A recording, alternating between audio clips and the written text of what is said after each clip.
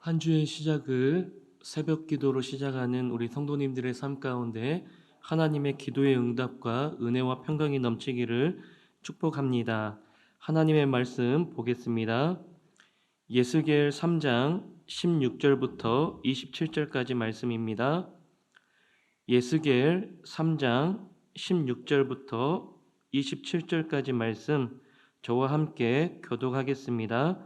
제가 먼저 16절 말씀 보겠습니다. 7일 후에 여호와의 말씀이 내게 임하여 이르시되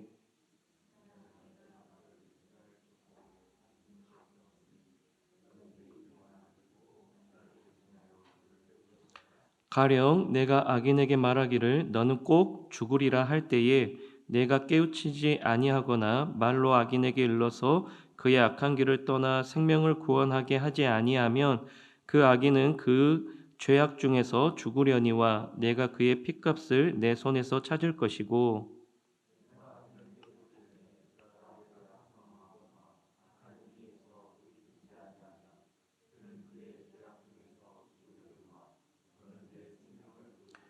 또 의인이 그의 공의에서 돌이켜 악을 행할 때에는 이미 행할 그의 공의는 기억할 바 아니라 내가 그 앞에 거치는 것을 두면 그가 죽을지니 이는 내가 그를 깨우치지 않음이니라. 그는 그의 죄 중에서 죽으려니와 그의 핏값은 내가 내 손에서 찾으리라.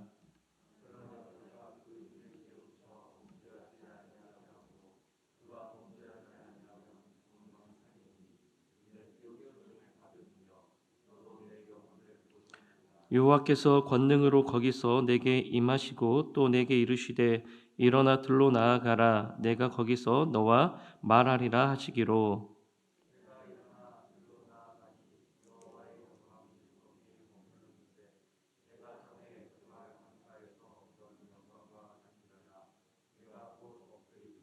주의 영이 내게 임하사 나를 일으켜 내 발로 세우시고 내게 말씀하여 이르시되 너는 가서 내 집에 들어가 문을 닫으라.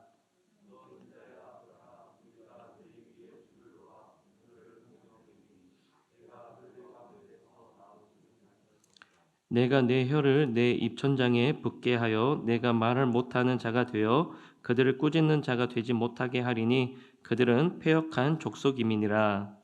그러나 내가 너와 말할 때에 내 입을 열리니 너는 그들에게 이르기를 주 여호와의 말씀이 이러하시다 하라. 들을 자는 들을 것이요 듣기 싫은 자는 듣지 아니하리니 그들은 반역하는 족속임이라. 아멘. 네, 오늘 말씀의 제목은 파수꾼 에스겔이라는 제목을 가지고 말씀을 나누도록 하겠습니다. 오늘 본문의 이스라엘 백성들은 하나님의 말씀을 듣지 못해서 불순종하는 백성들이 아니라 의도적으로 하나님의 말씀이 임했음에도 불구하고 불순종하는 패역한 백성입니다. 그래서 하나님께서는 이 하나님의 말씀을 듣지 않는 자들을 위하여서 선지자 에스겔을 세우시고 또 에스겔에게 사명을 주십니다. 에스겔의 사명은 하나님의 말씀을 거부하는 이스라엘 백성들에게 하나님의 말씀을 전하는 것이었습니다. 그런데 이스라엘 백성들에게 하나님의 말씀을 전하는 그 사명 앞에서 에스겔이 두려워합니다. 무서워합니다. 그러자 하나님께서는 에스겔에게 찾아와 주셔서 에스겔을 격려하십니다. 그리고 에스겔에게 권능을 주셨습니다. 이처럼 하나님은 하나님 자기 백성이 사명을 감당할 수 있도록 도와주시는 분이심을 기억하시기를 바랍니다. 그러므로 사랑하는 성도 여러분, 혹시 하나님의 일을 위해서 또 하나님의 사역을 감당할 때에 너무 힘들다고 쉽게 포기하고 있지는 않습니까? 하나님께서 도우실 것을 기대하시면서 기도하심으로 일어서는 저와 여러분들이 되어지기를 주님의 이름으로 축복합니다. 하나님께서는 에스겔을 복음의 파수꾼, 말씀을 전하는 파수꾼으로 세우셨습니다. 파수꾼은 영어로 watchman입니다. 눈을 부릅뜨고 지켜보는 사람. 우리는 이 사람을 파수꾼이라고 이야기를 합니다. 파수꾼은 성벽 꼭대기에 올라가서 밤새 지켜보는 사람입니다. 혹시 적들은 쳐들어오지 않는지, 또 짐승들이 또 나오지 않는지, 또 성내의 시민들에게 다가오는 위험으로부터 또한 경고하고, 또 파수꾼은 잠시라도 졸아서는 안 될 사명이 있는 것입니다. 그래서 성내의 모든 시민들의 안전은 이 파수꾼의 눈꺼풀에 달려 있었던 것이죠. 그래서 도시를 방어하고 성의 안전을 지키기 위해서는 이 파수꾼의 사명은 너무나도 중요하였고 또한 꼭 필요한 존재였습니다. 이처럼 에스겔은 이스라엘 백성들을 향하여서 눈을 부릅뜨고 지켜보는 사명을 받았습니다. 하나님의 말씀을 전하고 잘 지킬 수 있도록 안내하는 역할을 에스겔은 하나님으로부터 받았던 것입니다. 그런데 이 복음의 파수꾼의 역할을 다하지 아니하면 그 책임을 하나님께서는 에스겔에게 묻겠다라고 엄포를 놓고 있습니다. 만약 하나님의 말씀을 이스라엘 백성들에게 전하지 않고 잘 지켜주지 못한다라면, 그래서 그들이 죽음에 이른다라면 그 책임은 누구에 있다라는 것입니까? 에스겔에게 있다라고 말하는 것입니다. 이 말씀을 통하여서 저와 여러분들에게 적용해 보기를 바랍니다. 이 시대를 우리가 분별하고 이 시대를 눈을 뜨고 부릅뜨고 또한 예수님을 믿지 않는 자들, 또 혹 예수님을 믿는 자들을 지켜내야 하는 사명이 누구에게 있다라는 것입니까? 바로 저와 여러분들, 그리스도인들에게 있다는 것을 하나님께서 말씀하여 주고 있습니다. 사랑하는 성도 여러분, 저와 여러분들이 이 시대를 분별하고 또 하나님께서 주시는 말씀을 잘 전함으로 말미암아 우리에게 맡겨주신 많은 영혼들을 하나님의 말씀으로 지키고 또 그들에게 하나님의 말씀을 전하는 그 사명을 잘 감당하는 저와 여러분들이 되어지기를 바랍니다. 여러분들 그 진주만이라는 영화를 보시면 제2차 세계대전 때 일본 해군 전투기들이 하와이 진주만에 있는 미군 해군 기지를 공격하였다라는 것을 알 것입니다. 미군의 전투기 약 200대가 격추를 당하거나 손상을 입었습니다. 또 미국 군인들이 2,400명이 넘는 사람들이 죽었고 민간인들도 1,000명이 죽었습니다. 그때 당시 미국 대통령이었던 루즈벨트 대통령은 이 날을 미국의 국치의 날로 선포하였습니다. 이 진주만 역사의 사건 가운데 가장 중요한 것이 무엇이었습니까? 일본 주재 미국 대사였던 조셉 구르라는 사람이 이미 일본이 미군을 공격한다라는 것, 또 전쟁을 준비한다라는 것을 알려주셨습니다. 그럼에도 불구하고 미국 정부가 이 조셉 구르의 이야기를 무시했던 것이죠. 심지어 일본군이 하와이 진주만 약 외곽의 200마일 이상의 그 근접한 거리에 찾아왔음에도 불구하고 이 조셉 구르의 말을 무시했습니다. 미국 군인들은 그냥 그 일본군들이 필리핀으로 간다라고 생각했던 것입니다. 그리고 휴일을 즐겁게 즐겼습니다. 미군 해군이 얼마나 일본 주재 미국 대사인 조셉 구르의 파수꾼의 그 말을 무시했기 때문에 이와 같은 큰 전쟁의 피해를 입었던 것이죠. 이처럼 파수꾼의 입에 또 파수꾼의 그 역할은 너무나도 중요한 것입니다. 파수꾼의 말을 무시하거나 듣지 아니하면 큰 재앙과 또한 큰 피해를 입게 된다라는 것을 이 진주만 영화에서 우리에게 쉽게 보여주고 있는 것입니다. 하나님께서는 이스라엘 백성들을 위해서 에스겔뿐만 아니라 지금 이 시대의 수많은 사람들을 죽음에서 건져내시기 위하여서 생명을 지켜주시고자 우리 그리스도인들에게 이와 같은 파수꾼의 사명을 주셨습니다. 왜 그리스도인들에게 이 파수꾼의 사명을 주셨습니까? 그리스도인들은 하나님을 알기 때문입니다. 죄를 알기 때문입니다. 하나님의 정의를 알기 때문입니다. 심판받을 죄악을 알기 때문입니다.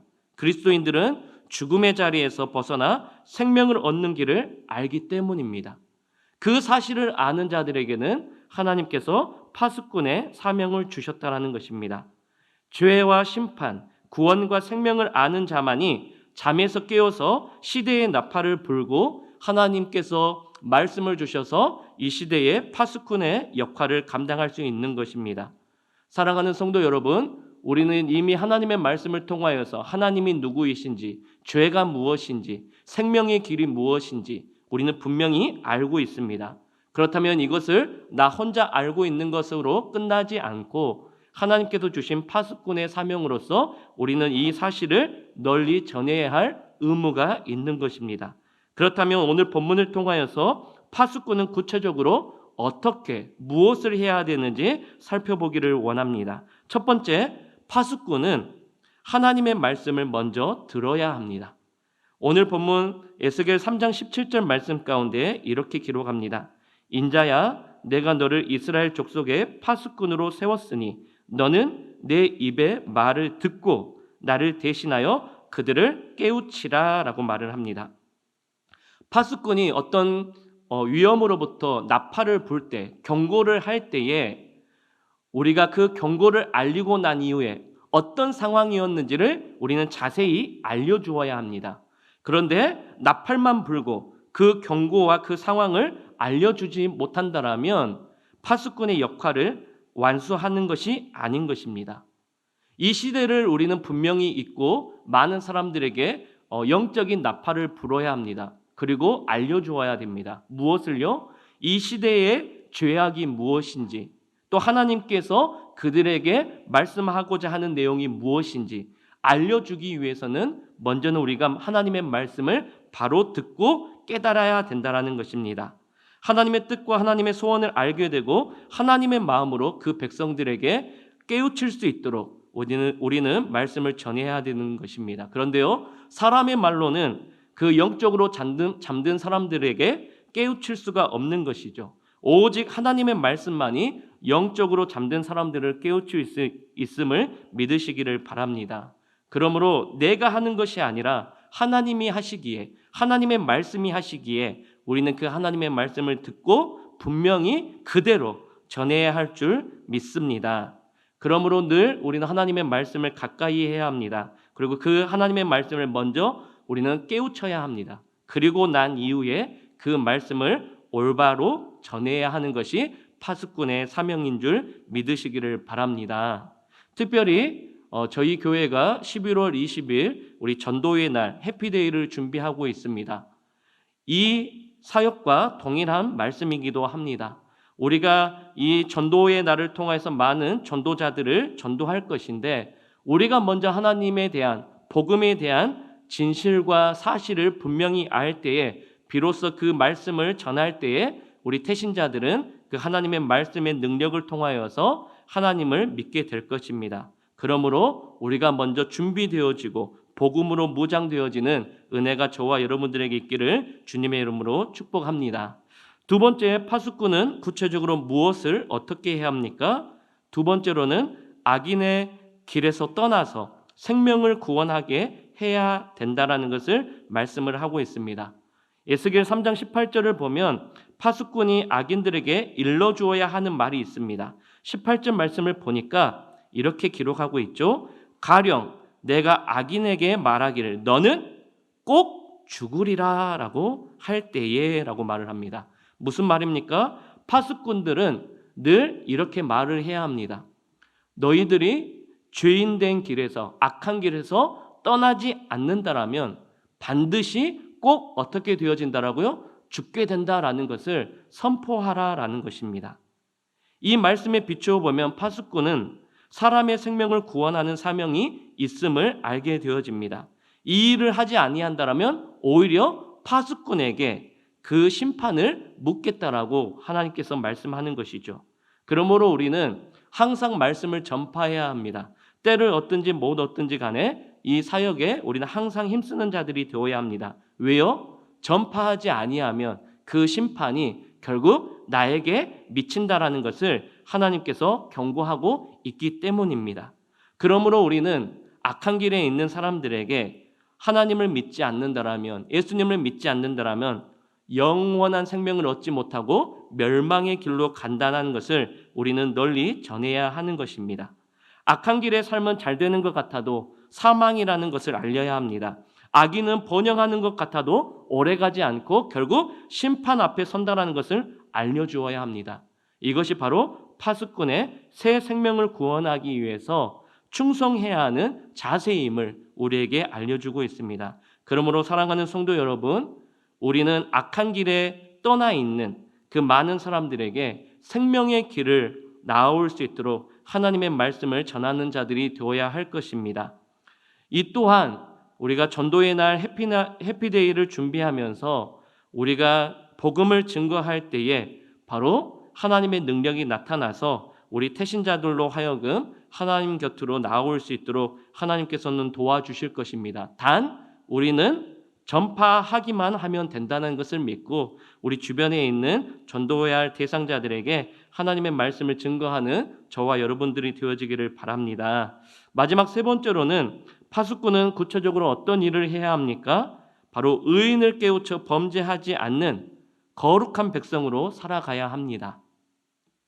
오늘 말씀 가운데 21절 말씀에 보니까 의인도 죄를 범하면 심판을 받는다라고 말씀을 합니다.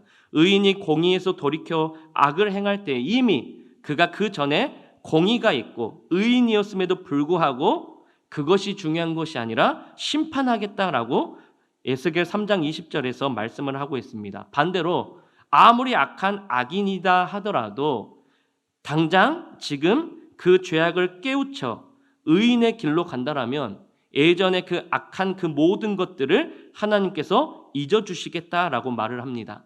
여기에서 우리는 악인이냐 의인이냐 이것을 중요하게 여기는 것이 아니라 지금 현재에 내가 거룩하게 내 삶을 돌이켜 살아가고 있는가, 의로운 삶을 살아가고 있는가, 이것이 중요한 것을 하나님께서 묻고 있다라는 것입니다. 파수꾼 에스겔을 통하여서 죄악된 길로 나아가고 있었던 백성들이 있다면 돌이킬 것을, 또한 의인의 길로 갈 것을 우리에게 말씀하는 것이겠죠. 그러므로 우리가 거룩한 삶을 살아간다는 것은 예수님을 믿지 않는 자들에게도 본이 될 것이고 하나님께서도 영광을 받아주신다라고 말씀을 하고 있습니다. 파수꾼은 바로 죄악된 길에서 의인의 길로 갈 수 있도록 안내자 또 방향자가 되어야 된다는 것을 우리에게 알려주고 있습니다. 말씀을 맺도록 하겠습니다. 하나님께서는 하나님의 말씀을 듣지 않는 이스라엘 백성들을 향하여서 파수꾼 에스겔에게 사명을 주시고 말씀을 전하는 사명을 주셨습니다. 그런데 이 시대뿐만 아니라 지금 이 시대를 살아가는 저와 여러분들에게도 말씀을 전하는 파수꾼으로 사명을 주셨습니다. 그 파수꾼의 역할은 어떠해야 합니까? 먼저 하나님의 말씀을 들어야 합니다. 그리고 생명의 길로 우리는 구원해야 합니다. 그리고 거룩한 백성답게 그렇게 살아갈 때에 파수꾼의 역할을 잘 감당하는 하나님의 사명자가 될 것입니다. 그러므로 오늘 하루도 하나님께서 나를 파수꾼으로 세워주셨다는 것을 믿고 악인의 길에서 떠나는 저와 여러분들이 되시고 생명을 구원하는 전도자가 되시고 무엇보다도 하나님의 말씀을 먹고 듣는 자가 되어짐으로 말미암아 이 시대에 파수꾼의 사명을 잘 감당하는 저와 여러분들이 되어지기를 주님의 이름으로 축복합니다. 우리 함께 하나님의 말씀 보도록 하겠습니다. 우리가 오늘 이 새벽에 함께 볼 하나님의 말씀은 이사야 51장 12절부터 16절까지입니다. 이사야 51장 12절부터 16절까지입니다. 제가 가진 성경으로 구약 1031페이지에 있습니다. 이사야 51장 12절부터 16절까지입니다. 저와 여러분이 한 절씩 교독하도록 하겠습니다. 제가 먼저 읽겠습니다. 이르시되 너희를 위로하는 자는 나 곧 나니이라. 너는 어떠한 자이기에 죽을 사람을 두려워하며 풀같이 될 사람의 아들을 두려워하느냐. 땅의 기초를 정하고 너를 지은 자 여호와를 어찌하여 잊어버렸느냐. 너를 멸하려고 준비하는 저 학대자의 분노를 어찌하여 항상 종일토록 두려워하느냐. 학대자의 분노가 어디 있느냐. 결박된 포로가 속히 놓일 것이니 죽지도 아니할 것이요 구덩이로 내려가지도 아니할 것이며 그의 양식이 부족하지도 아니하리라.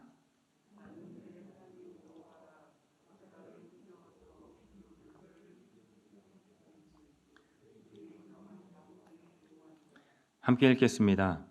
내가 내 말을 내 입에 두고 내 손 그늘로 너를 덮었나니 이는 내가 하늘을 펴며 땅의 기초를 정하며 시온에게 이르기를 너는 내 백성이라 말하기 위함이니라. 아멘. 내 백성을 위로하라 라는 제목으로 함께 하나님의 말씀을 나누도록 하겠습니다. 역사는 유다가 바벨론에 의해서 멸망했다라고 이야기를 합니다. 그러나 유다가 진짜 망하게 된 이유는 그것이 아니라 하나님의 말씀에 순종하지 않았기 때문입니다.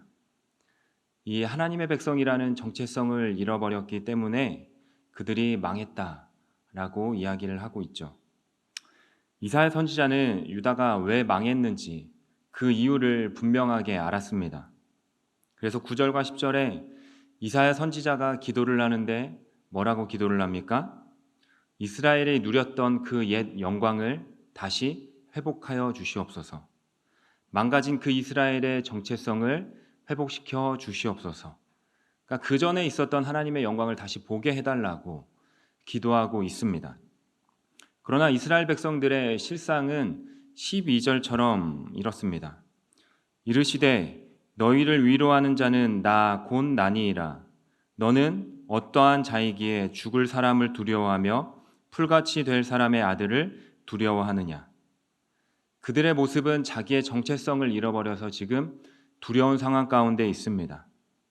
나라가 망하고 또한 형제, 자매, 부모 모두가 다 포로로 끌려간 상황을 경험하다 보니까 어찌 보면 두려워하고 있는 모습이 당연한 모습입니다. 우리의 삶도 마찬가지인 것 같습니다. 아무런 문제가 없었던 직장에 문제가 생기고 또한 사업 자금이 잘 돌다가 막히게 되고 또한 관계에 어려움이 생기고 또한 건강에 문제가 생깁니다. 그러면은 오늘 12절의 말씀처럼 우리도 두려워할 수밖에 없습니다. 종일토록 두려워하는 것이 어쩌면 당연한 모습일 수도 있습니다. 실제로 우리가 절망하고 고통받는 그 실존의 문제들을 경험하면서 우리가 두려워하지 않기가 힘든 모습인 것이죠. 그런데 하나님은 이사야 51장 12절에 분명하게 이야기를 하고 있습니다. 이르시되 너희를 위로하는 자는 나 곧 나니이라. 그리고 이것을 현대인의 성경에서는 뭐라고 이야기하냐면은 너희를 위로하는 자는 나인데, 그리고 쉬운 성경에는 내가 바로 너희를 위로하는 하나님이다 라고 이야기를 하고 있습니다. 여러분은 이 말씀이 어떻게 들리십니까? 저는 이 말씀을 볼 때 이러한 생각이 들었습니다. 이스라엘 백성들에게도 또 우리의 삶 가운데에도 가장 필요한 것은 위로가 아니라 실제적인 이 삶의 변화가 아닐까라는 생각이 들었습니다. 두려움 가운데 있는 그 백성들, 또 두려움 가운데 있는 우리들, 우리의 영혼을 일으켜 주시고 또 그 두려움 가운데 건져 주시는 게 정말로 실제적인 도움이고 가장 큰 일 아닐까라고 생각을 했습니다. 분명히 10이면 10, 100이면 100, 누군가에게 위로를 받는다라고 해서 우리의 상황과 우리의 두려움과 우리의 문제가 변한다라고 생각을 하지 않았던 것이죠. 그런데 오늘 말씀을 보면서 제 생각이 변했습니다. 누가 위로를 하느냐가 중요한 것이었습니다. 이스라엘과 그 하나님은 특별한 관계 속에 있었습니다. 부모의 관계가 그러니까 자식과 자녀의 관계가 특별한 것처럼, 그리고 부부, 남편과 아내의 관계가 특별했던 것처럼 하나님과 이 이스라엘 백성들의 관계 또한 특별했습니다. 그렇기 때문에 13절에 이렇게 이야기를 하고 있는 것이죠. 세상을 창조하신 분과 우리를 지으신 분이 같다. 그리고 15절에 나는 내 하나님 여호와다. 그리고 16절에 너는 내 백성이다. 그리고 22절에 가면은 그의 백성의 억울함을 풀어주시는 내 하나님이다 라고 이야기를 하고 있고, 또 23절에 너를 괴롭게 하는 그분의 그 분노의 잔을 대적의 손에 넘기시겠다 라고 이야기를 하고 있습니다. 이렇게 특별한 관계 속에 있는 하나님께서 이 이스라엘 백성들에게, 두려워하고 있는 이스라엘 백성이죠, 이 이스라엘 백성들에게 계속 이야기하고 있는 이유는 무엇일까요? 첫 번째는 12절의 말씀처럼 그들이 진짜로 두려워하고 있기 때문에 이스라엘 백성들을 위로하기 위해서 하나님은 계속 그 특별함 속에서 이야기를 하고 있는 것입니다. 특별한 관계가 있기 때문에. 그리고 두 번째는 이스라엘의 영적인 상태가 좋지 않기 때문입니다. 한 번 말하고 한 번 이야기하고 알아들으면 좋을 텐데 두 번, 세 번 말하는 것은 지금 그들의 상태와 상황이 좋지 않다라는 것이죠. 무엇보다 이 이스라엘 백성들은 하나님에 대한 신뢰를 찾아보기 힘든 모습입니다. 우리가 오늘 본문을 통해서 알 수 있는 영적인 원리가 있습니다. 우리가 이 하나님에 대한 신뢰를 회복해야지만 두려움 가운데 있는 이 이스라엘 백성들, 그리고 두려움 가운데 있는 저와 여러분이 이 위로하시는 하나님을 만날 수 있다라는 사실입니다. 오늘 우리의 이 모든 걱정, 또한 모든 염려, 모든 두려움 어디에서 온다라고 생각을 하십니까? 모두가 다 두려워하고 있고 모두가 다 염려하고 있습니다. 우리는 이 연약한 피조물들이기 때문에 사실 염려를 안 할 수가 없습니다. 그런데 성경은 뭐라고 이야기합니까? 염려하지 말라라고 이야기를 하고 있어요. 아무 일에든지 기도와 간구로 감사함으로 하나님께 아뢰라 라고 이야기를 하고 있습니다. 그런데 이 우리의 염려, 걱정, 바로 두려움 가운데에서 하나님은 늘 이야기하고 계시지만 우리 안에 두려움이 더 크기 때문에 염려, 걱정, 모든 것들이 우리에게 오고 있는 것이죠. 우리가 잘 알고 있는 말씀 마태복음 6장 33절에 이렇게 이야기를 하고 있습니다. 너희는 먼저 그의 나라와 그의 의를 구하라. 그리하면 이 모든 것을 너희에게 더하시리라. 우리가 신앙생활하면서 무지하게 많이 들었던 말씀입니다. 수없이 많이 들었던 말씀입니다. 우리가 먼저 그의 나라와 하나님의 뜻을 구하는 삶을 살게 될 때 이 모든 것들을 하나님께서 더하실 것이다, 얻게 될 것이다 라고 이야기를 들었습니다. 분명한 약속이 있음에도 불구하고 희한한 것은 그 어떤 것보다 이 말씀이 어렵고 또한 이 말씀대로 살아내기 힘들고 또 이 말씀을 우리의 삶 가운데에서 구현해내기 어렵다라는 것이죠. 말씀을 안 믿어서가 아닙니다. 말씀을 믿습니다. 또 이 말씀이 믿겨집니다. 너희는 먼저 그의 나라와 그의 의를 구하라. 이 말씀은 하나님의 백성이라면 반드시 갖춰야 될 삶의 태도이고 모습입니다. 한 번, 두 번, 우리의 삶에 필요할 때만 구하는 삶의 태도가 아니라 언제나 어떤 상황 가운데에서도 한결과 같은 그 자세, 태도를 갖춰야 되는 그러한 모습인 것이죠. 그런데 이 마태복음 6장 33절의 모습, 말씀의 모습, 이 믿음과 신뢰가 없다면은 도저히 우리의 삶 가운데에서 구현해낼 수 없고 취할 수 없는 자세이고 태도입니다. 그래서 저는 이 말씀이 우리의 삶 가운데에서 구현해내기 어렵다라고 생각을 합니다. 이 모든 것을 너희에게 더하시리라. 이 말씀을 잘 생각해 보십시오. 하나님에 대한 확신, 하나님에 대한 그 신뢰가 없이는 이해할 수 없는 말씀이고 신뢰할 수 없는 말씀입니다. 내가 가진 문제보다 하나님이 훨씬 더 크다라는 이 믿음이 반드시 있어야지만 가능한 말씀인 것이죠. 우리가 이것을 모르지는 않습니다.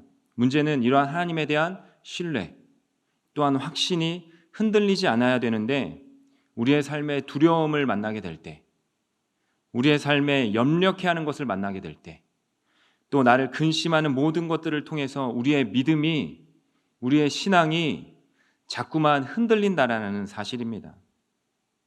그러나 중요한 것은 무엇이냐면은 하나님을 믿는 그리스도인이라면은 오늘 말씀의 내용, 모든 것이 하나님의 약속대로 된다라는 것입니다. 그럼에도 불구하고 이스라엘 그 백성들의 모습은 어떠합니까? 하나님보다 이 학대자의 분노가 더 큰 상황이기 때문에 지금 이스라엘 백성들은 두려워하고 있는 것이고 떨고 있는 것입니다. 그러한 백성들에게 하나님은 오늘 이야기하고 있습니다. 위로를 주시겠다라고요. 오늘 우리가 읽지 않았지만 17절의 말씀처럼 우리의 삶도 영적인 무기력함, 이 두려움, 이러한 것에 빠져서 일어나지 못할 때가 너무나 많이 있습니다. 그렇다면 우리는 어떻게 이 두려움과 영적인 무기력함을 극복하고 이겨낼 수 있을까요? 저는 마태복음 6장에서 그 정답을 찾고 싶습니다. 마태복음 6장에 나오는 주기도문을 보면서 한 가지 깨달은 것이 있습니다. 주기도문을 보면 우리의 기도를 받으시는 하나님이 어떠한 분인지 기억하면서 기도해야 된다라고 이야기를 하고 있습니다. 하늘에 계신 우리 아버지요. 이것은 주문이 아닙니다. 우리의 기도를 받으시는 분이 하나님, 그 하나님이 어떠한 분인지 기억하면서 기도해야 된다라는 것이죠. 그리고 나서 하나님의 뜻이 하늘에 이루어진 것 같이 이 땅에서도 이루어지리라. 이루어지게 해달라고 기도해야 된다라고 가르쳐 주셨습니다. 어찌 보면 마태복음 6장 33절과 같은 내용입니다. 같은 말씀입니다. 그 다음 우리의 필요를 따라 구하는 기도를 가르쳐 주시는데 일용한 양식을 주시옵소서, 일용한 양식을 구하는 기도를 해야 된다라고 이야기를 하고 있습니다. 일용한이라는 뜻이 무엇입니까? 매일이죠. 매일. 오늘이라는 뜻이죠. 날마다 우리에게 필요한 양식이 있어야 된다라는 것을 이 예수님도 인정하시면서 그것들을 구하라라고 이야기하고 계십니다. 우리에게 필요한 것들을 매일매일 구하라라는 이유는 무엇일까요? 첫 번째, 우리의 필요를 채우시는 분이 하나님이시기 때문입니다. 그것을 기억하라라는 것이죠. 잊지 말라라는 것이 하나님의 은혜를. 그리고 두 번째, 우리에게 필요한 양식을 구하는 그 일도 세상적인 것이 아니라 영적인 일이기 때문에 구하라라고 이야기하고 있는 것입니다. 세상적인 일이라면은 예수님께서 구하라라고 말씀하시지 않으셨겠죠. 여러분, 출애굽한 이스라엘 백성들이 광야에서 어떠한 경험을 합니까? 40년 동안 하루도 빠짐없이 만나와 메추라기를 먹이는 하나님의 그 은혜를 경험합니다. 40년씩이나 먹이셨다면 그들의 관계가 보통 관계입니까? 아주 특별한 관계입니다. 신뢰가 깨지기 어려운 관계입니다. 믿음의 관계입니다. 40년 동안 매일같이 먹이시는 하나님, 한 번도 실수가 없으시고 한 번도 변하지 않으시고 살피셨던 그 하나님, 이스라엘은 광야에서 매일매일 이것을 경험했고 기적을 맛보았던 하나님의 백성들이었습니다. 세상 그 어떤 민족도 이러한 기적을 경험했던 민족은 없었습니다. 그럼에도 불구하고 우리가 잘 아는 것처럼 이스라엘은 이 하나님과의 관계가 무너지고 모든 신뢰가 깨져버립니다. 아까 앞에서 이야기했던 것처럼 영적인 삶, 그러한 모습들이 무너져 버린 것이죠. 그렇기 때문에 그들은 두려워하고 있는 것이고 떨고 있는 것이죠. 우리의 삶을 잘 보십시오. 오늘 또 우리는 모든 염려, 모든 걱정, 근심, 두려움, 그 악한 세상 가운데에서 살고 있습니다. 그러나 우리가 구해야 될 것은 무엇이냐면 날마다 거기에 매몰되는 것이 아니라 그 가운데에서도 하나님의 뜻과 하나님의 방법을 구해야 되는 것입니다. 그렇게 하지 않으면 우리도 이 이스라엘 백성들처럼 하나님과의 신뢰가 회복되지 못하는 것이죠. 영적인 삶에서 실패하게 되는 것입니다. 우리가 신앙생활하면서 오해하고 있는 것이 한 가지가 있습니다. 무엇입니까? 물질적인 것은 영적인 것이 아니다라는 것이라는 오해입니다. 여러분, 영적인 삶을 산다는 것은 물질적인 삶의 반대를 이야기하고 있지 않습니다. 많은 사람들이 이 세상의 길이 있고 하나님의 길이 있다, 나누어져 있다라고 생각을 합니다. 그런데 원래 세상은 어떠한 길만 있었냐면은 하나님의 길만 있었습니다. 하나님의 길밖에 없었습니다. 결국 죄인된 우리가 하나님의 길에서 벗어났기 때문에 우리의 삶 속에서 세상에 염려가 들어오는 것이고 또한 걱정이 들어오는 것이고 두려움 그리고 절망이 들어오는 것입니다. 이게 끊이지 않는 것이에요. 오직 우리의 삶 속에는 하나님의 길밖에 없다라는 것입니다. 그렇다면 우리가 구하는 모든 것들이 세상적인 것이 아니라 우리의 삶 모든 것이 영적인 것이다라는 사실을 기억해야 되는 것이죠. 그리고 우리가 이 삶을 구현해내고 살아내는 것이 구별된 삶이고 거룩한 삶입니다. 그런데 우리의 삶을 한번 들여다보십시오. 저도 이 말씀을 묵상하면서 깜짝 놀랐습니다. 제 안에 이것은 세상적인 것이고 이것은 영적인 것이다 라고 나뉘는 마음이 저 안에 분명히 있었기 때문입니다. 그러나 저와 여러분이 날마다 구해야 되는 것은 내 안에 세상적인 것과 영적인 것을 나누는 그 불신앙 가운데에서 사라지게 해달라고 이야기해야 되는 것이고 구해야 되는 것이죠. 이것이 우리의 삶 속에서 나누어질 때마다 내 안에 하나님과의 그 신뢰가 깨지고 관계가 점점 어려워지는 것을 저와 여러분은 경험해 보셨을 것입니다. 사랑하는 내 손교회 성도 여러분, 오늘 또 하나님은 저와 여러분에게 뭐라고 이야기하십니까? 나는 내 하나님이고 너는 내 백성이다 라고 말씀하십니다. 결국 하나님의 말씀, 하나님밖에 없다라는 것입니다. 그래서 쓰여진 말씀을 우리가 살아내는 말씀으로 바꾸어야 되는 것입니다. 우리의 삶에서 이 말씀이 반드시 읽혀져야 되고 살아내져야 되는 것입니다. 우리가 사는 이 세상, 특히 우리 자녀들이 다니는 학교를 한번 생각해 보십시오. 성경과 정반대되는 가치와 기준을 우리 자녀들에게 가르치고 있고 또한 그것들을 우리 자녀들은 배우고 있습니다. 그렇기 때문에 우리 자녀들이 많이 혼란스러워하고 있습니다. 사탄의 목적은 분명합니다. 직장에서, 가정에서, 또한 자녀들은 학교에서 이 땅에서 하나님의 백성들에게 말씀을 빼앗는 것, 그리하여서 두렵게 살아가는 것, 근심하며 살아가는 것, 영적인 것과 세상적인 것을 분리하며 살아가는 것, 이것이 사탄의 분명한 목적이고 사탄의 방법입니다. 말씀을 빼앗긴 이스라엘 백성들 어땠습니까? 이사야서에 나오고 있고 예레미야서에 나오고 있습니다. 그렇기 때문에 우리는 반드시 기억해야 되고 선택해야 됩니다. 말씀을 빼앗긴 그 자리에 두려움이 왕노릇하도록 내버려 둘 것인지 아니면 말씀으로 두려움을 날마다 몰아낼 것인지 우리는 선택해야 합니다. 사탄은 오늘 또 우리와 또한 내 남편과 또한 내 아내와 공동체 안에서 말씀을 빼앗으려고 수단과 방법을 가리지 않습니다. 사탄의 목적이 분명한 것처럼 하나님 나라의 백성, 우리의 삶의 목적도 분명해야 되는 줄 믿습니다. 여러분, 세상의 길과 하나님의 길 따로 나누어져 있지 않습니다. 내 삶에는 오직 주의 길밖에 없습니다. 오늘 또 주님의 길을 걸어가는 하늘의 위로와 하늘의 상급을 받는 저와 여러분이 되시기를 주님의 이름으로 소망합니다. 오늘 이 시간 같이 하나님 말씀을 보도록 하겠습니다. 누가복음 14장 1절에서 6절까지입니다.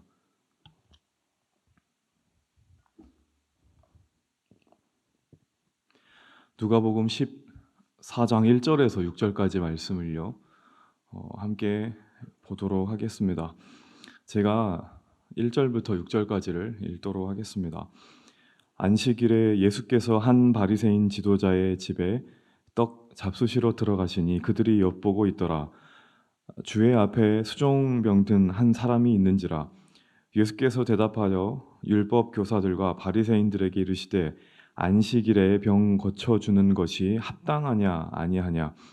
그들이 잠잠하거늘 예수께서 그 사람을 데려다가 고쳐 보내시고 또 그들에게 이르시되 너희 중에 누가 그 아들이나 소가 우물에 빠졌으면 안식일에라도 곧 끌어내지 않겠느냐 하시니 그들이 이에 대하여 대답하지 못하니라. 아멘.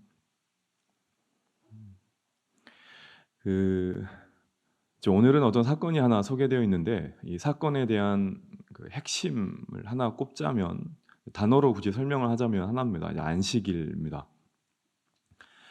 여러 가지 이야기들을 많이 할 수 있겠지만 그 짧은 시간상 그리고 꼭 우리가 살펴보아야 될 핵심 주제가 무엇이냐면 안식일에 대한 겁니다. 예수님께서는 그 사복음서를 보면 안식일에 많은 일을 행하십니다. 베드로의 그 장모님을 고쳐 주실 때도 이제 안식일이었습니다. 우리가 익히 사전적인 성경적인 지식으로 알고 있다시피 유대인들은 안식일을 굉장히 중요하게 여겼습니다. 유대인들의 인식 속에서 정말 중요한 두 가지 개념을 설명하라 그러면 하나가 안식일이고 하나가 성전이죠. 성전과 안식일은 유대인들에게 생명과도 같은 굉장히 중요한 개념이고 날이었습니다. 때문에 이제 복음서를 보면은 예수님이 유대인들과 부딪히는 그 많은 장면이 나오는데 많은 경우에 이 두 가지 개념과 부딪히는 걸 볼 수 있습니다. 하나는 안식일에 대한 개념 때문에 부딪히기도 하고 또 하나는 성전에 대한 개념 때문에 예수님과 유대인들이 많은 시각차를 보이기도 합니다. 오늘 사건은 그 논란의 핵심 중에 하나인 안식일에 대한 거고요. 마침 이 사건이 또 안식일에 벌어집니다. 1절 말씀을 보시면 이렇게 기록되어 있습니다. 안식일에 예수께서 한 바리새인 지도자의 집에 떡 잡수시러 들어가시니 누가 예수님을 초대하냐면 그냥 바리새인도 아닙니다. 그냥 바리새인도 아니고 바리새인 지도자라고 나옵니다. 당시 그 바리새인들은 굉장히 그 사회적으로 저명 인사들이기도 했지만 오늘 본문에 나오는 심지어 바리새인 지도자라고 나오잖아요. 바리새인 지도자는 고급 관리였다고 합니다.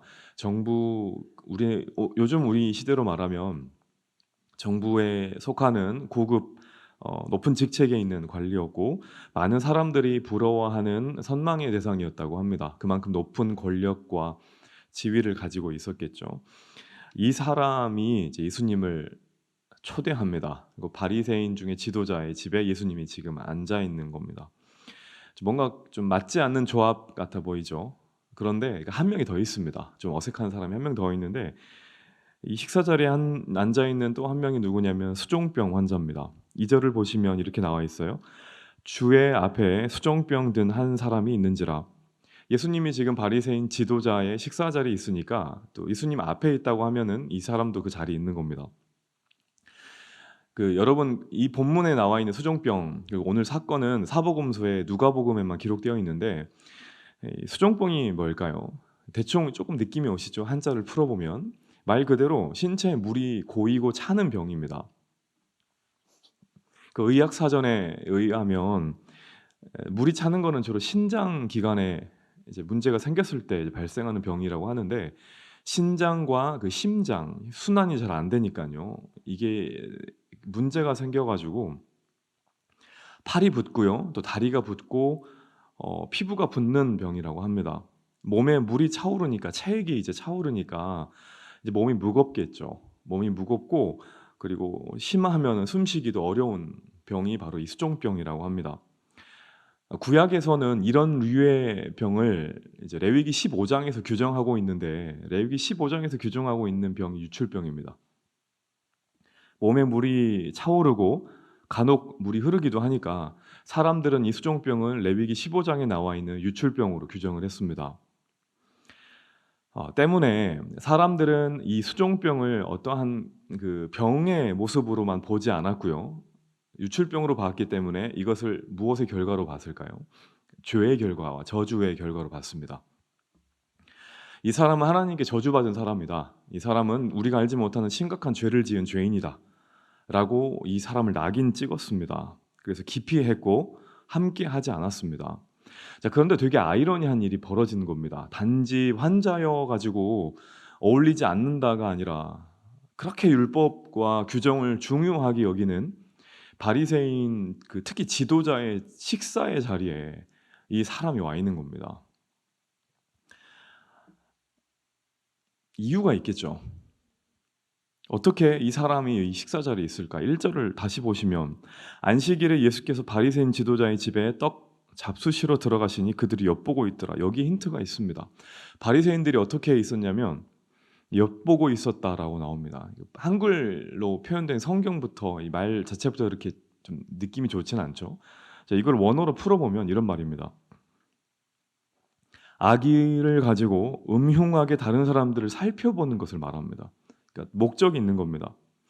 그러니까 이 수종병 걸린 사람은 초대받은 정식 손님이 아닙니다. 그러니까 초대받은 게 아니라 도구로 이용당하고 있는 겁니다.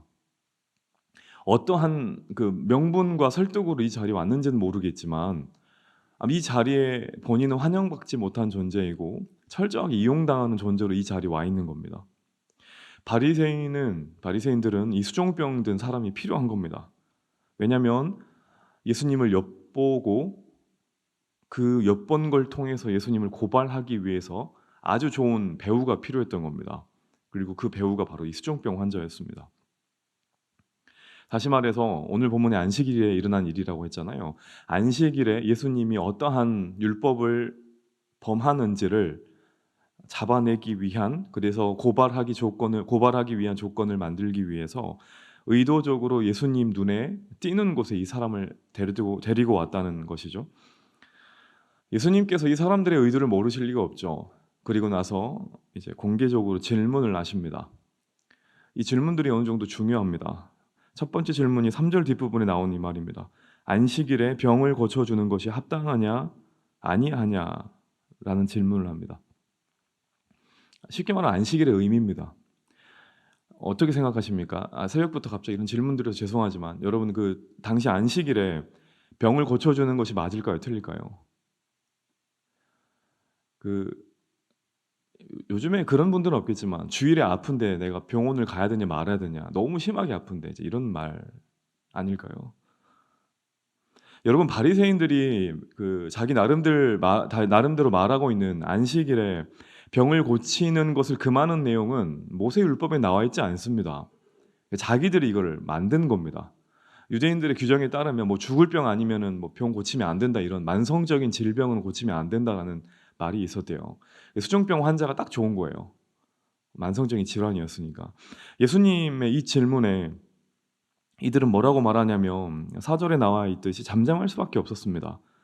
정말로 엄밀히 보면은 자기들이 말한 것과는 달리 모세 율법에는 그렇게 나와 있지 않거든요. 이들은 그걸 알고 있었습니다. 그리고 답을 할 수 없었습니다. 말씀을 알지만 이걸 악용한 겁니다. 자기들에게 유리하게 변형시켜 버린 겁니다. 그래서 답을 할 수 없었어요. 이어서 5절에서 예수님은 안식일에 대해 한 가지 질문을 더 합니다. 아들이나 소가 우물에 빠졌으면 가장 중요한 것들이죠. 안식일에도 곧 끌어내지 않겠느냐. 너희도 가만히 있을래라고 물어보는 겁니다. 얘네들은 이 바리새인들은 여기도 답을 할 수 없었습니다. 왜냐하면 실제로 자기들은 이런 걸 했거든요. 자기들은 그렇게 실천하지 않으면서 다른 사람들에게 그걸 강요했습니다. 여러분 예수님께서 바리새인들에게 이런 질문들을 던지시면서 말씀하고 싶었던 게 뭐냐면 안식일에 대한 개념입니다. 여러분 안식일은 원래 누가 만들었나요? 하나님이 만드셨습니다. 다 아시죠? 안식일의 주인은 하나님이십니다. 하나님이 천지를 창조하시고 일곱째 날에 쉬십니다. 안식하십니다. 그게 창세기 3장 2절에 이렇게 나와요. 일곱째 날을 복되게 하셨고 거룩하게 하셨다라고 나와요. 복되게 하셨고 거룩하게 하셨다. 이게 안식의 의미인데 거룩하게 하셨다라는 말이 창세기 50장 가운데 여기 처음 나옵니다. 그리고 딱 한 번 쓰입니다. 카도시라고 하는데 언제 쓰이냐면 거룩하게 하셨다라는 말을 창세기에서 언제 처음 쓰시고 마지막으로 쓰시냐면 안식일을 거룩하게 하신다라고 할 때 처음 씁니다. 안식일은 시간입니다. 어떤 때입니다. 하나님께서 거룩하게 하신 것은 시간입니다. 하나님께서 가장 먼저 거룩하게 하신 것은 장소가 아니라 시간입니다. 하나님께서 맨 처음에 따로 구별하여서 너희들이 기억하라라고 말씀하신 것은 시간입니다. 시간 속에 거룩함만 존재했습니다. 그리고 나서 하나님께서 이스라엘 구원하시죠. 그리고 십계명을 주십니다. 시간을 거룩하게 하신 다음에 우리에게 거룩함을 요구하십니다. 그 후에 성막을 짓게 하시죠.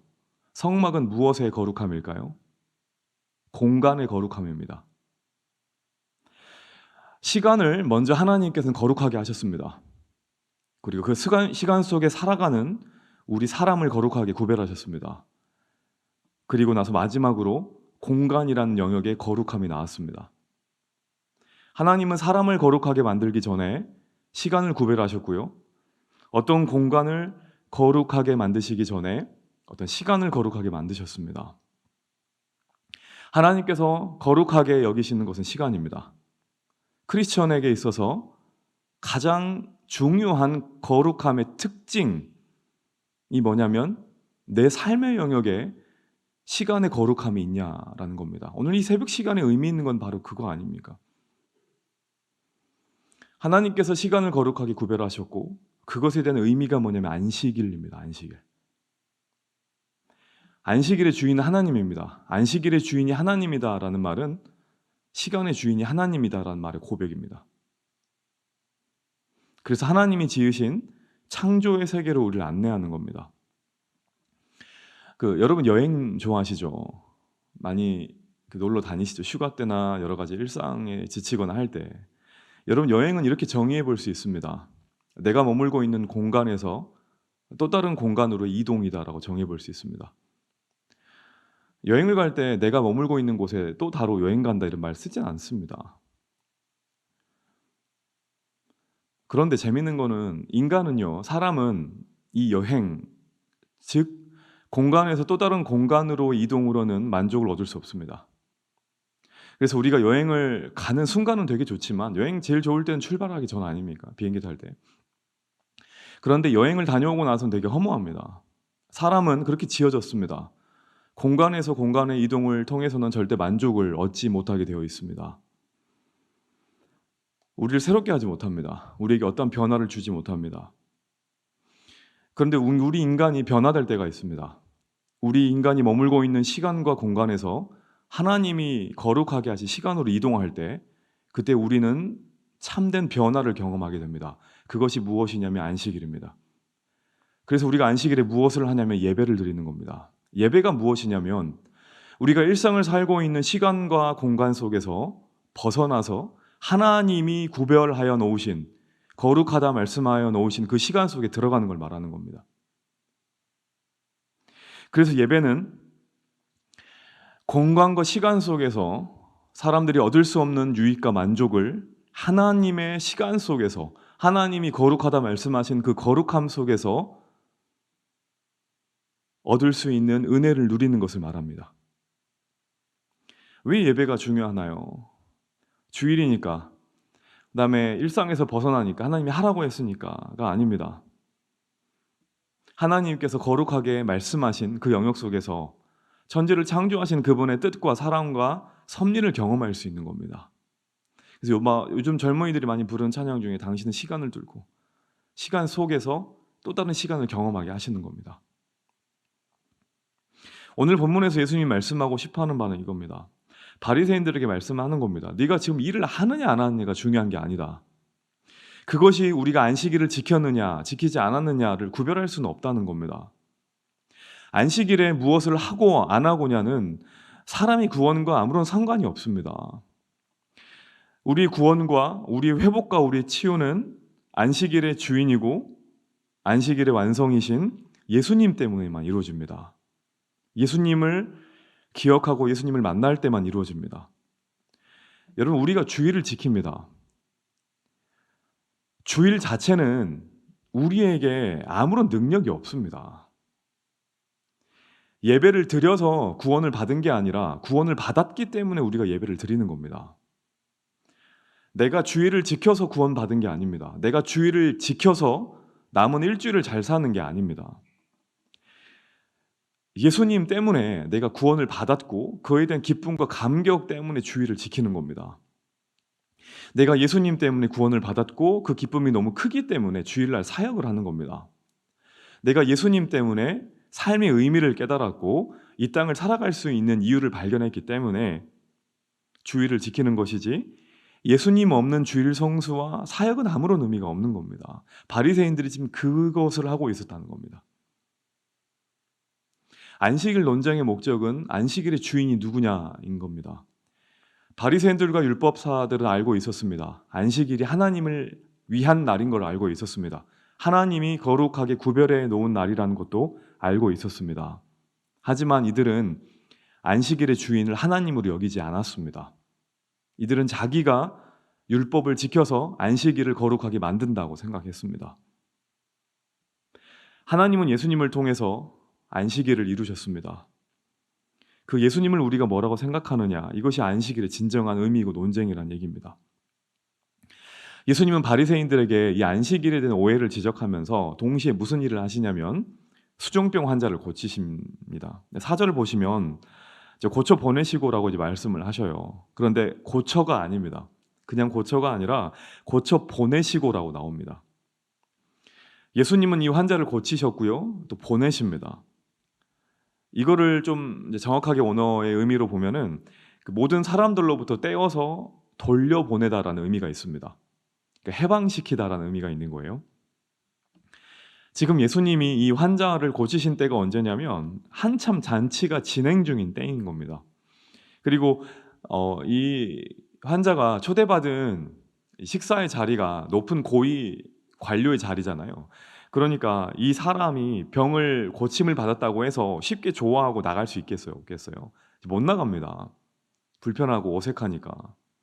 정식으로 초대받은 손님이 아니잖아요. 그러니까 또 나갈 수가 없는 겁니다. 그래서 예수님이 이 수종병 환자를 고쳐주시고 그 사람들의 시선으로부터 자유롭게 본인이 보내신 겁니다. 나가라고. 그리고 우리가 한 가지 더 생각해 볼 게 있는데, 예수님께서 이 수종병 환자를 고치실 때 이 환자에게 무언가를 요구하시나요? 그렇지 않나요? 쉽게 말하면 믿음을 요구하시나요? 요구하지 않습니까?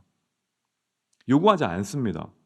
자, 이게 어떤 의미가 있냐면, 예수님께서 다른 곳에서는요, 환자들을 고치실 때 이런 걸 물어봅니다. 네가 낫기를 원하느냐? 너에게 믿음이 있느냐? 약간 이런 질문을 하시거든요. 근데 오늘 본문을 보시면 그런 질문을 아예 안 하십니다. 이 수종병 환자의 믿음 자체를 요구하지 않으십니다. 왜 그러셨을까? 크게 두 가지 이유가 있습니다. 하나는 그 지금 안식일 논쟁이라 그랬잖아요. 바리새인들에게 정확하게 알려주기 위함입니다. 무엇을 알려주기 위함이냐면, 봐라, 안식일의 진짜 주인이 누구인지를 봐라. 다시 말해서 예수님께서 안식일의 주인이시고 안식일의 주인이다, 이 말은 예수님이 하나님이라는 말이잖아요. 하나님의 권능을 보여주기 위해서 이 사람을 낫게 하시는 겁니다. 질문을 하지 않으시고 바로 보여주시는 거예요. 그게 첫 번째 이유고요. 두 번째 이유로는 구원 자체가 은혜임을 알게 해주기 위해서입니다. 이 수종병 든 사람은요, 현재 지금 바리새인들에게 철저하게 이용당하고 있지 않습니까? 예수님은 이 사람의 상황을 아시는 거예요. 불쌍히 여기시는 겁니다. 그래서 이 환자의 노력과 의지가 아니라 예수님의 은혜로 병 고침과 해방시킨다 그랬잖아요. 이 사람을 이 불편한 자리에서 놓아주게 하시는 겁니다. 그래서 이 수종병 환자에게는 이 모든 것이 정말 은혜일 수밖에 없는 겁니다. 자기가 부탁하지도 않았고 요구하지도 않았고 아무것도 바라지도 않았는데, 노력도 하지 않았는데 예수님께서 일방적으로 자기 모든 것을 아시고 육적인 영적인 자유함을 주셨기 때문에. 그래서 여러분, 우리에게도 이 믿음이 필요합니다. 어떤 믿음이냐면, 우리가 미처 구하지 못해도 주님은 우리의 모든 것을 다 아신다는 사실입니다. 그리고 우리를 위해서 모든 것을 은혜로 주신다는 사실을 반드시 믿어야 합니다. 왜냐하면 그 오늘 본문에 나와 있는 수종병 환자가 우리와 같은 존재입니다. 회사에서, 그리고 가정에서, 학교에서 크리스천으로 살면서 억울하게 이용당할 때 많지 않으십니까? 너무나 힘들게 예수님을 믿는다는 이유로 우리는 세상으로부터 이용당할 때가 많습니다. 그들과 똑같은 방식으로 살아갈 수 없으니까요. 예수님께서 그 메시지를 주고 있는 겁니다. 괜찮다. 내가 그 모든 현장에 함께 있을 거고 내가 너희들의 억울함을 안다라는 메시지가 이 안에 숨겨져 있는 겁니다. 우리는 또 다른 의미의 수종병 환자들입니다. 그리고 또 다른 의미의 바리새인들입니다. 주의를 지킨다고 하지만, 여러 가지 사역들을 한다고 하지만 정작 안식일의 주인을 우리라고 생각할 때가 많습니다.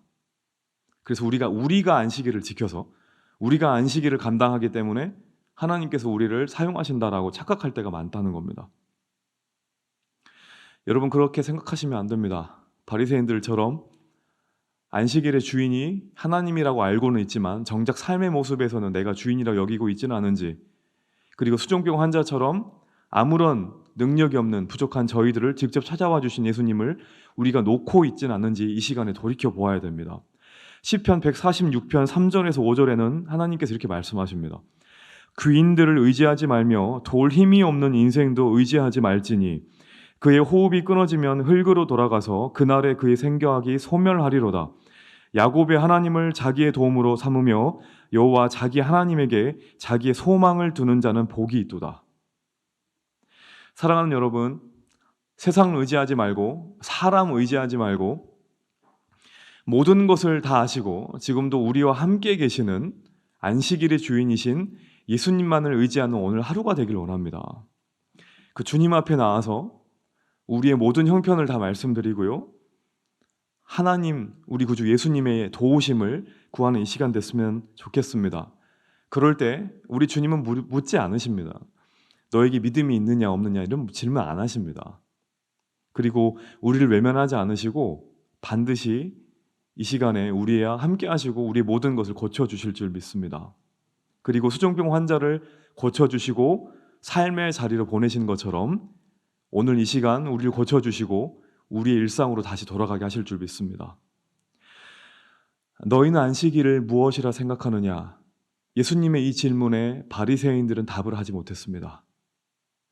오늘 이 시간에 앉아있는 저와 여러분들은 예수님의 이 질문에 무엇라고 답을 하겠습니까?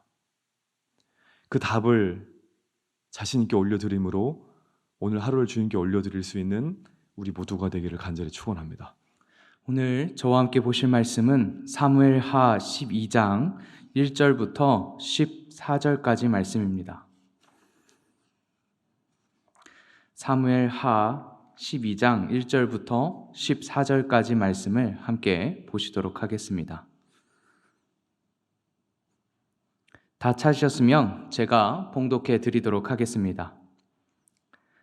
여호와께서 나단을 다윗에게 보내시니 그가 다윗에게 가서 그에게 이르되 한 성읍에 두 사람이 있는데 한 사람은 부하고 한 사람은 가난하니 그 부한 사람은 양과 소가 심히 많으나 가난한 사람은 아무것도 없고 자기가 사서 기르는 작은 암양 새끼 한 마리뿐이라.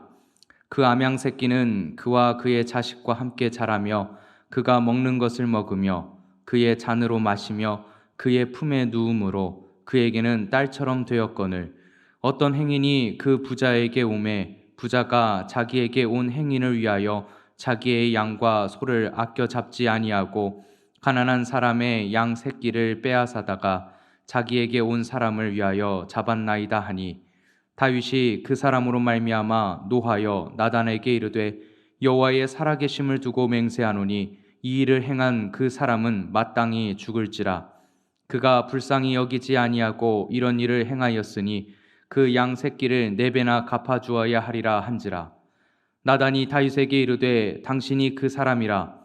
이스라엘의 하나님 여호와께서 이와 같이 이르시기를 내가 너를 이스라엘 왕으로 기름 붓기 위하여 너를 사울의 손에서 구원하고 내 주인의 집을 내게 주고 내 주인의 아내들을 내 품에 두고 이스라엘과 유다 족속을 내게 맡겼느니라.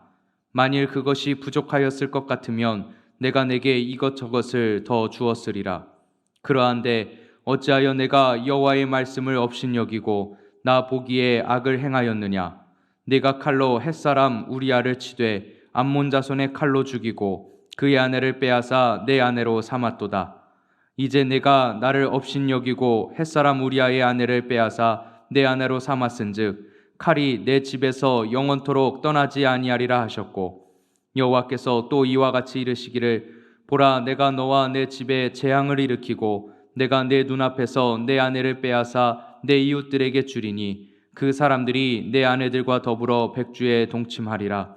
너는 은밀히 행하였으나 나는 온 이스라엘 앞에서 백주에 이 일을 행하리라 하셨나이다 하니 다윗이 나단에게 이르되 내가 여호와께 죄를 범하였노라 하매 나단이 다윗에게 말하되 여호와께서도 당신의 죄를 사하셨나니 당신이 죽지 아니하려니와 이 일로 말미암아 여호와의 원수가 크게 비방할 거리를 얻게 하였으니 당신이 낳은 아이가 반드시 죽으리이다 하고 아멘. 오늘은 함께 회개하는 자세에 대해서 함께 말씀을 나누고자 합니다. 다윗이 충성스러웠던 부하 우리아의 아내를 빼앗고 그것을 덮기 위해서 우리아를 전쟁에서 죽음에 이르도록 내몰았습니다. 나단은 가난한 사람의 암양 새끼 한 마리 비유를 통해서 이 다윗의 죄를 고발합니다. 그때 다윗의 반응은 어떠했습니까?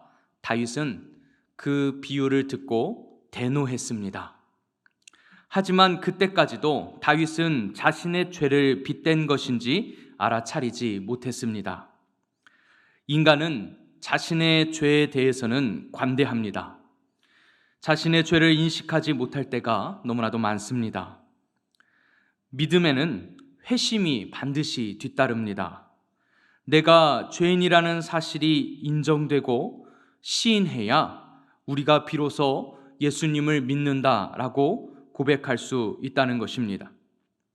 그러나 참으로 하나님을 믿는 자에게는 이 반드시 뒤따르는 이 회개가 있음에도 불구하고 많은 그리스도인들이 예수님을 믿는다고 고백은 하지만 자신이 죄인이라는 사실을 망각할 때가 너무나도 많습니다.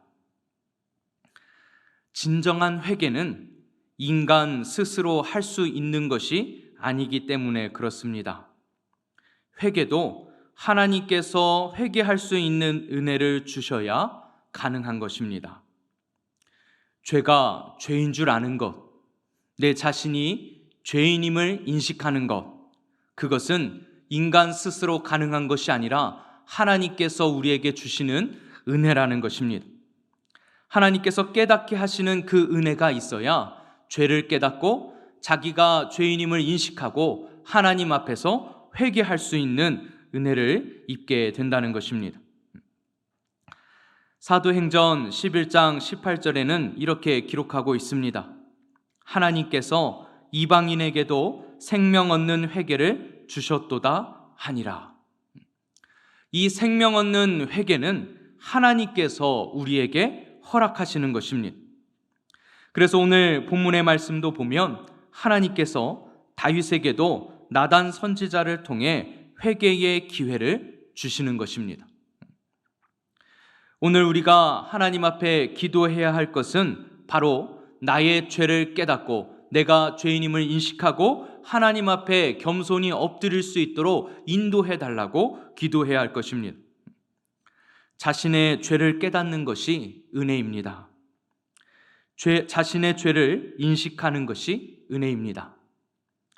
그래서 하나님 앞에 회개하며 나갈 수 있는 것, 겸손히 하나님 앞에 엎드려줄 수 있는 것, 그것은 바로 하나님께서 우리에게 허락하신 은혜의 방편이라는 것입니다. 또 회개에는 변명이 없어야 합니다. 다행히도 다윗은 죄를 지적받자마자 자신의 죄를 시인하였습니다. 회개에는 구차한 변명이 달리지 않습니다. 자신의 잘못을 핑계하지 않는 자세가 필요하다는 것입니다. 자신의 잘못을 다른 사람에게 떠넘기거나 다른 것을 핑계 삼아 회피하려는 것, 그것은 진정한 회개가 아닙니다. 그것은 책임을 전가시키고 회피하는 것이고 책임지지 않으려고 하는 비겁한 모습이지 진정한 회개라고 할 수 없습니다. 그런 면에서 회개는 단순한 뉘우침, 후회 정도로 끝나는 것이 아닙니다. 요엘서 2장 13절 말씀을 보면 이렇게 기록하고 있습니다. 너희는 옷을 찢지 말고 마음을 찢고 너희 하나님 여호와께로 돌아올지어다. 진정한 회개는 어디에서 나오는 것입니까? 우리의 마음에서 나오는 것입니다. 내가 어떠한 죄를 지었는지를 깊이 깨닫고 내가 죄인이라는 사실을 깊이 인식할 때 우리는 그 마음을 찢고 하나님 앞에서 겸손히 엎드려 회개할 수 있게 된다는 것입니다. 그런 면에서 회개는 마음의 태도의 문제입니다. 야고보서 4장 8절 말씀엔 이렇게 기록되어 있습니다. 죄인들아 손을 깨끗이 하라. 두 마음을 품은 자들아 마음을 성결하게 하라. 우리가 하나님 앞에서 죄인임을 인식하지 못하고 내가 지은 죄를 죄로 인식하지 못하는 것은 우리의 마음이 어두워졌기 때문입니다. 오늘 이 시간 우리는 우리의 마음을 점검해 보아야 합니다. 내 마음은 깨끗하여 있는가? 죄에 민감하여 있는가? 하나님께서 우리에게 죄를 깨닫게 하실 때, 내가 죄인임을 깨닫게 하실 때 그 죄를 깨닫고 변명 없이 하나님 앞에 엎드려 겸손히 회개할 수 있는가? 그 태도는 죄와 징벌을 회피하기 위한 어떤 가식이 아니어야 합니다. 회개에도 징벌은 있습니다. 오늘 우리가 말씀을 함께 살펴본 바와 같이 다윗이 하나님 앞에서 자신의 죄를 바로 시인하고 자기가 죄인임을 고백했음에도 불구하고 하나님께서는 그에게 증거를 말씀하셨습니다. 고린도후서 7장 11절 말씀은 이렇게 기록하고 있습니다. 보라, 하나님의 뜻대로 하게 된 이 근심이 너희로 얼마나 간절하게 하며 얼마나 변증하게 하며 얼마나 분하게 하며 얼마나 두렵게 하며 얼마나 사모하게 하며 얼마나 열심 있게 하며 얼마나 벌하게 하였는가. 너희가 그 일에 대하여 일체 너희 자신의 깨끗함을 나타내었느니라. 우리는 회개할 때 우리에게 오는 증거를 달게 받을 수 있어야 합니다. 내가 지은 그 죄에 대한 결과에 대해 책임질 수 있어야 한다는 것입니다. 이게 바로 자신의 회개에 대한 합당한 태도라고 할 수 있습니다.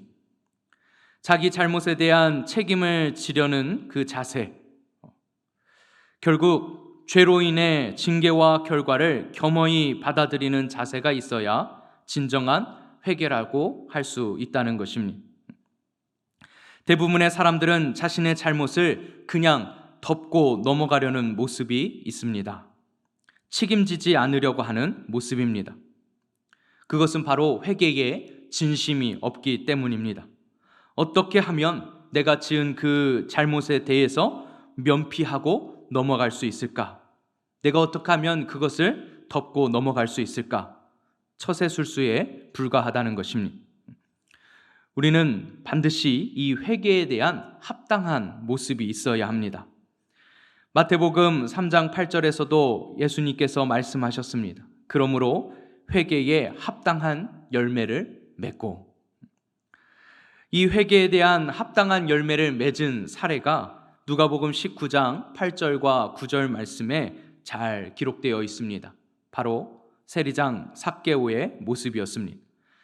삭개오가 서서 주께 여짜오되 주여 보시옵소서, 내 소유의 절반을 가난한 자들에게 주겠사오며 만일 누구의 것을 속여 빼앗은 일이 있으면 내 갑절이나 갚겠나이다. 예수께서 이르시되 오늘 구원이 이 집에 이르렀으니 이 사람도 아브라함의 자손이미로다. 오늘 우리가 이 다윗의 모습을 통하여서 깨달아야 할 것은 무엇입니까? 그것은 바로 나는 과연 내 죄에 대해서 내가 죄인임을 인식하고 있는가? 하나님 앞에 나올 때에 내가 죄인이라는 사실을 인식하고 하나님 앞에 겸손히 나오고 있는가? 그리고 나는 나의 죄에 대해서 변명의 여지 없이 하나님 앞에 회개하고 있는가? 그리고 내가 지은 죄들에 대해서, 내가 잘못한 것에 대해서 내가 마땅히 책임지려는 진정한 회개의 자세를, 태도를 취하고 있는가? 혹 나의 잘못을 어떻게든 변명하고 면피하고 그냥 덮고 넘어가려고 하고 있진 않는가? 그리고 그 회개에 대한 합당한 열매를 맺고 있는가? 오늘 이 시간 하나님 앞에 나아가실 때 먼저 우리는 겸손한 자세로 나아가길 원합니다. 주님, 내가 죄인입니다. 내가 지은 죄에 대해서 내가 하나님 앞에 회개할 수 있는 은혜를 허락하여 주시옵소서. 다른 무엇을 구하기보다 하나님 앞에 겸손히 엎드리실 수 있는 저와 우리 성도님들 되시기를 주님의 이름으로 축원을 드립니다. 할렐루야. 또 이 새벽에 귀한 은혜 베푸실 하나님을 찬양합니다. 우리 함께 하나님 말씀 보겠습니다. 창세기 40장 1절부터 8절까지 말씀입니다. 창세기 40장 1절부터 8절까지의 말씀입니다.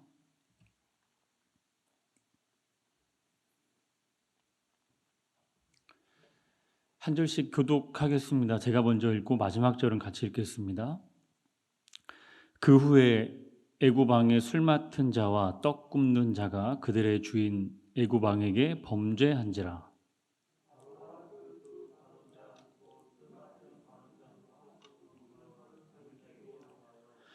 그들을 친위대장의 집안에 있는 옥에 가두니 곧 요셉이 갇힌 곳이라.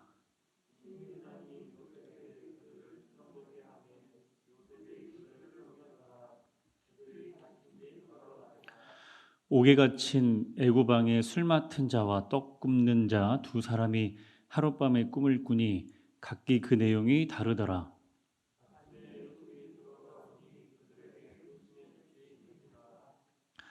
요셉이 그 주인의 집에 자기와 함께 갇힌 바로의 신하들에게 묻되 어찌하여 오늘 당신들의 얼굴에 근심의 빛이 있나이까? 그들이 그에게 이르되 우리가 꿈을 꾸었으나 이를 해석할 자가 없도다. 요셉이 그들에게 이르되 해석은 하나님께 있지 아니하니이까 청하건대 내게 이르소서. 아멘. 39장부터 이제 읽고 싶었는데 너무 길어서 40장 말씀만 함께 봤습니다. 제가 초등학교 때 정확히 몇 학년인지는 기억이 안 나는데 저학년은 아니었던 것 같아요. 제가 초등학교 때 전 국민적으로 크게 인기가 있었던 TV 드라마가 있었습니다. 미국 드라마였는데요. 제목이 이제 맥가이버라고 아십니까? 웃으신 분들은 나이대가 이제 확인이 되는. 자, 그런데 이제 영화나 드라마 등이 크게 인기를 얻으면 히트를 치면 그 주인공과 관련한 이제 모든 것들, 많은 것들이 똑같이 유행을 합니다. 그 맥가이버라는 그 미국 드라마의 경우에는 그 맥가이버라는 그 주인공의 헤어스타일이 당시에 굉장히 유행이었어요. 기억하십니까 혹시? 맥가이버 머리라고 일명. 이렇게 앞머리를 상대적으로 이렇게 조금 짧게 자르고 상대적으로 뒷머리를 좀 기르는 거예요. 그러니까 우리 그 축구 선수 골키퍼였던 그 김병지 선수는 좀 과한 맥가이버 머리고 거기에서 조금 이제 순하게 한 머리가 이제 맥가이버 머리였습니다. 어린 나이였지만 제가 또 유행에 되게 민감했기 때문에 이제 어머니를 쪼르기 시작했어요. 나 맥가이버 머리를 하고 싶다. 처음에는 이제 반대를 하시다가 제가 계속 이제 고집을 부리니까 허락을 마지못해 해주셨습니다. 그러면 이제 집 앞에 가서 하자. 집 앞이 좀 싸니까. 제가 또 거기서 또 계속 우긴 거예요. 고집을 부렸습니다. 아니다. 이건 동네에서 못한다. 이건 나가야 된다. 이거는 큰 데 가야 된다. 그래서 어머니랑 계속 옥신각신 하다가 끝내는 제가 이겨서 이제 큰 미용실에 갔습니다. 브랜드 미용실. 지금도 생생히 기억하는데 거기가 정말 큰 미용실이었어요. 저는 맥가이버 머리를 하고 이제 다음 날 내일 학교에 갈 생각에 기분이 너무 좋았습니다. 들어가서 이제 맥가이버 머리를 하러 왔다고 말을 하니까 이제 당시에 이제 거기 스텝으로 일하고 있던 분들이 그 맥가이버 머리는 우리 원장님이 전문이래요. 우리 원장님 남자분인데 그 원장님이 전문이니까 기다렸다가 하고 가라고 하는 겁니다. 제가 당연히 기다렸죠. 당연히 기다려야죠. 잠시 뒤에 이제 원장님으로 보이는 남자분이 들어오셨습니다. 근데 그분이 이미 맥가이버 머리를 하고 계셨어요. 그때 제가 조금 약간 불안해지기 시작했습니다. 그분이 좀 안 어울렸거든요. 막상 맥가이버 머리를 한 사람을 실제로 제가 보니까 좀 이상한 거예요. 뭔가 느낌이 좋진 않았지만 어떻게 왔는데 그래서 앉았습니다. 전 그때 이제 유행이라는 것이 따라한다고 무조건 어울리는 것이 아니라는 걸 이제 그때 처음 이제 어린 나이에 깨달은 거예요. 사람은 각자 어울리는 스타일과 어울리는 어떤 그런 멋이 있구나. 점점 저는 이제 거울을 통해서 변해가는 제 모습을 보고 있는 겁니다. 점점 이제 우스꽝스럽게 변해가는 제 모습을 제가 스스로 보면서 이 머리로는 내일 도저히 학교를 갈 수 없다는 생각과 함께 울었어요. 실화입니다. 진짜 울었어요. 머리 깎는 내내 울었습니다. 그 자르시는 분이 뭐 눈에 뭐가 들어갔냐며 제가 뭐 펑펑 온 건 아니고 또르륵 또르륵 눈물 흘리는 거예요. 그러니까 눈에 뭐가 들어가는 줄 알고 이제 뭐 닦아주시면서 끝까지 이제 저의 맥가이버 머리를 완성해 주셨죠. 화를 낼 수도 없었고, 왜냐하면 누가 시킨 게 아니라 제가 우겨서 한 거니까요. 결국 집에 돌아가는 길에 저는 이제 동네 미용실에 들려서 뒷머리를 싹둑 잘랐습니다. 여기서 이 이야기의 포인트는 잘 기억하세요. 누가 시켜서 억지로 한 것이 아니라 내 의지로 했으니 일이 잘못되었어도 누구를 원망할 수 없었다. 결과도 다 내 몫이었다. 저의 그 어린 시절 추억에 담긴 교훈입니다. 저의 이 경험을 기억하시고 계속해서 들으시기 바랍니다. 기억하세요.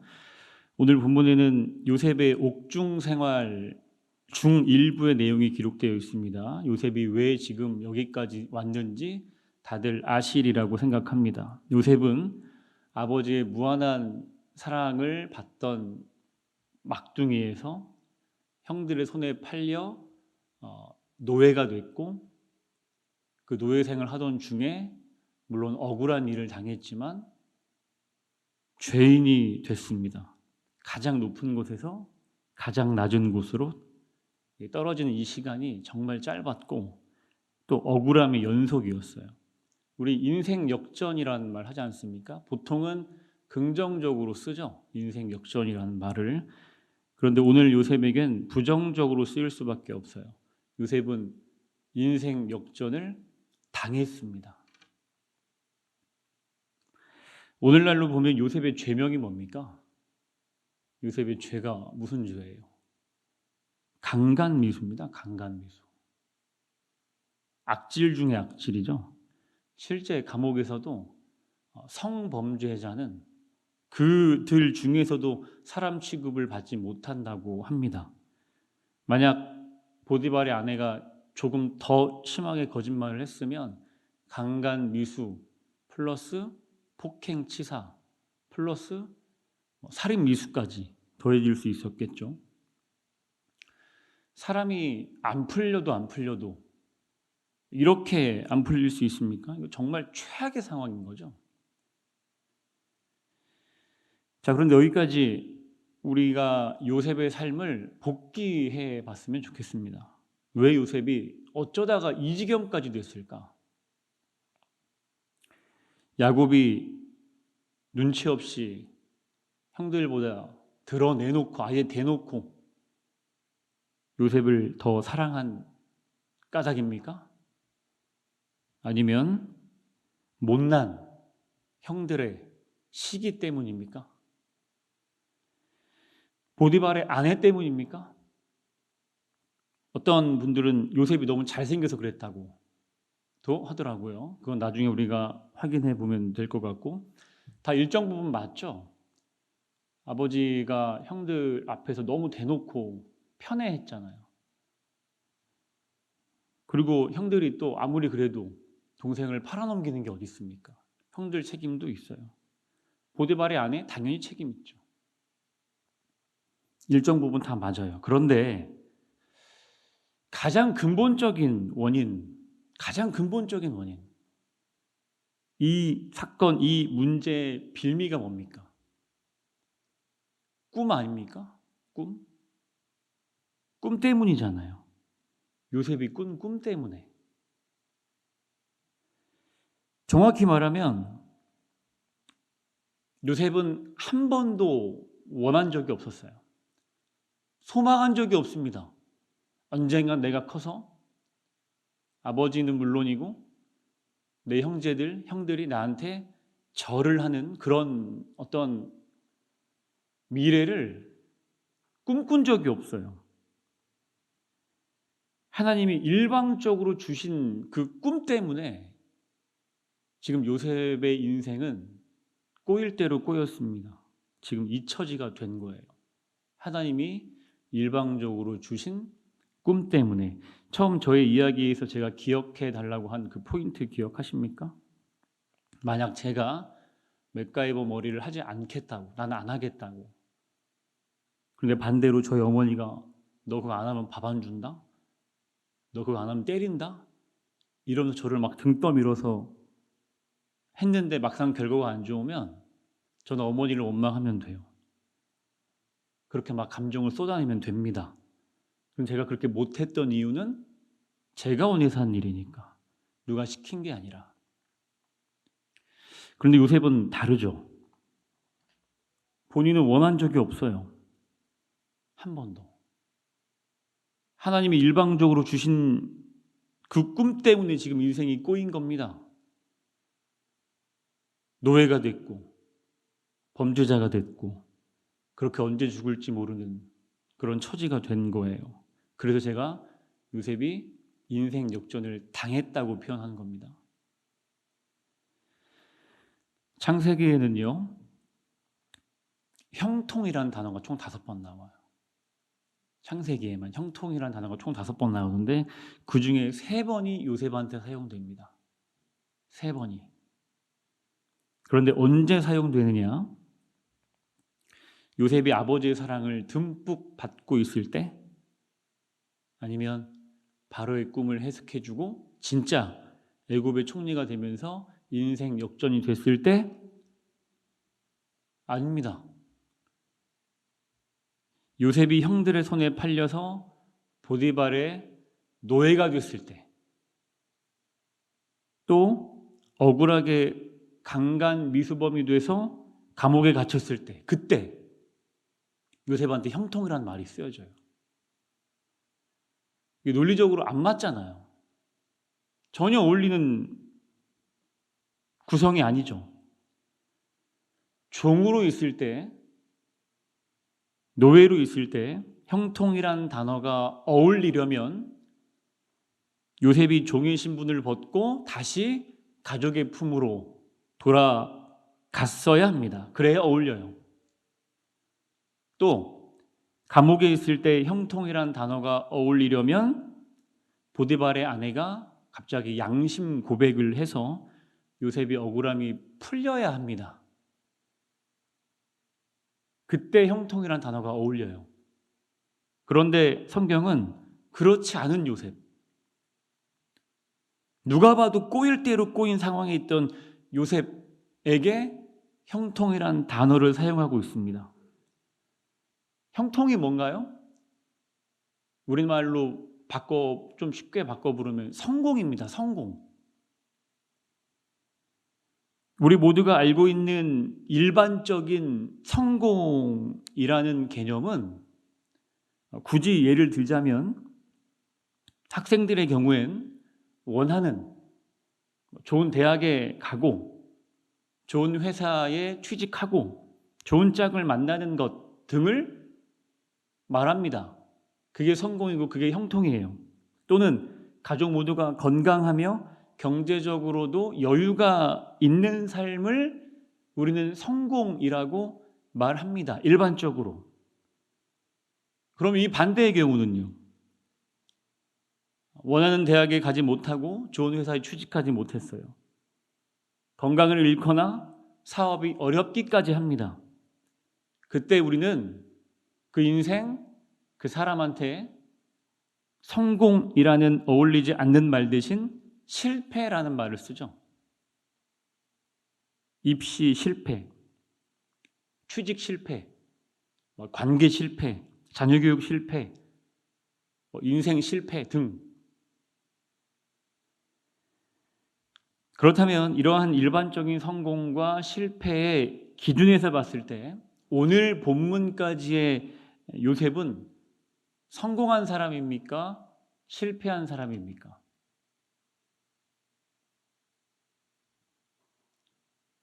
어려운 질문은 아니죠. 실패한 사람이죠. 그냥 실패한 사람입니까?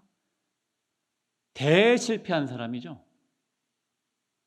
여기까지가 요셉의 인생이라면 이렇게 살고 싶은 사람 있겠습니까? 아무도 없죠. 회복 불가능한 완전한 실패자. 완전히 실패한 인생, 꼬일 대로 꼬인 인생, 더 나빠질 수도 없는 인생. 그런데 이상합니다. 성경은 이런 요셉을 형통하다고 말하고 있어요. 왜일까요?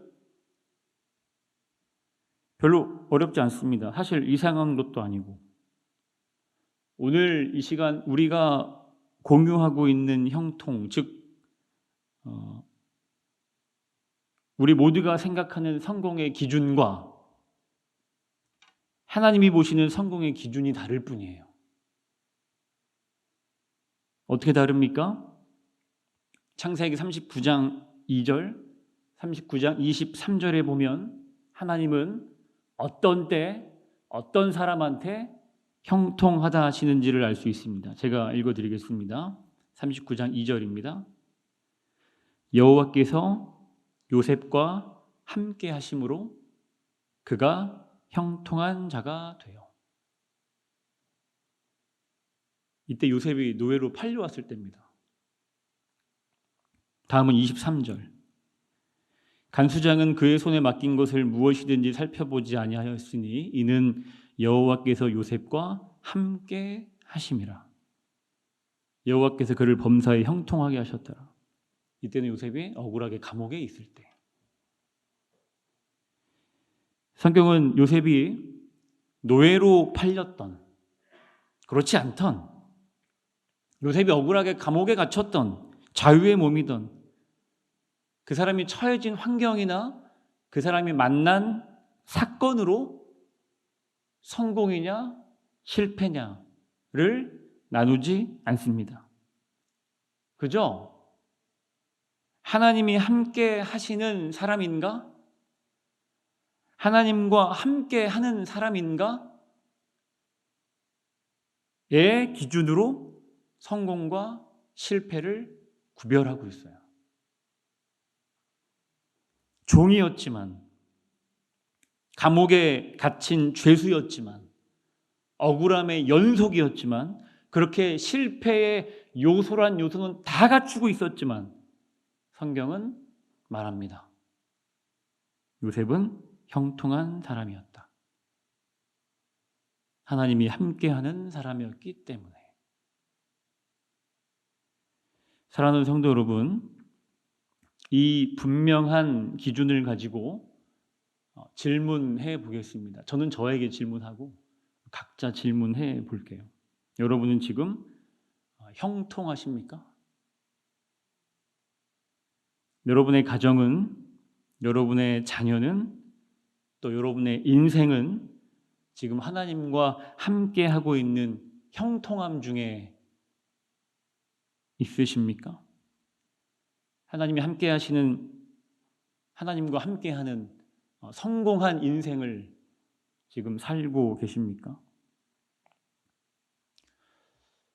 사람은 은연중에요, 성공한 것을 드러내길 원하고 또 그걸 남들이 알아채고 부러워해 주길 바라는 그런 어떤 본능이 있습니다.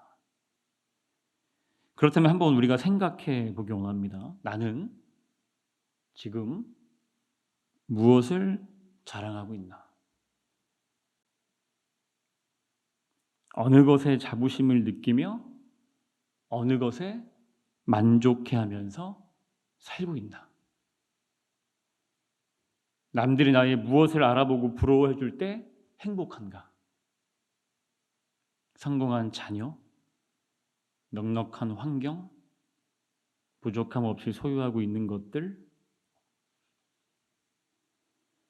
혹시 하나님께서 나에게 이런저런 복을 주셔서 내가 잘 살고 있다고 생각하고 있지만 실은 하나님이 함께 하시지 않는 혼자만의 형통함을 누리고 있지 않은지, 오늘 이 새벽에 우리 함께 돌아보고 점검해 보길 원합니다.